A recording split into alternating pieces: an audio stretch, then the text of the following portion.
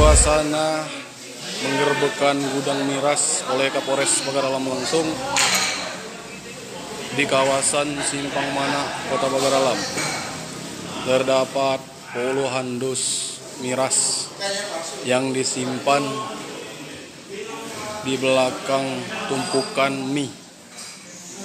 Saat ini petugas masih melakukan penyitaan. Kakak saya. Miras sepertinya memang disengaja disembunyikan oleh pemiliknya di tumpukan mie agar tidak untuk mengelabui petugas. Namun dengan berbagai informasi petugas bisa mendapatkan puluhan dus miras tersebut.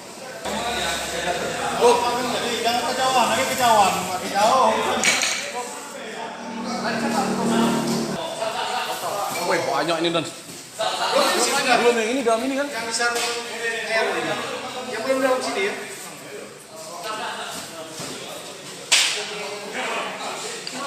Ini salah satu kamuflase dari pemilik gudang yang menyembunyikan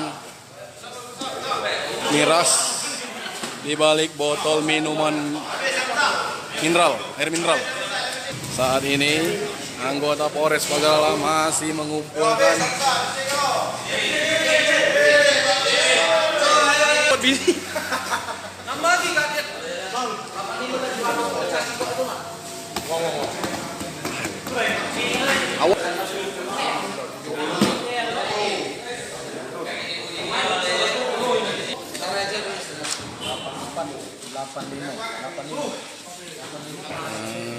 ini dia barang-barang bukti.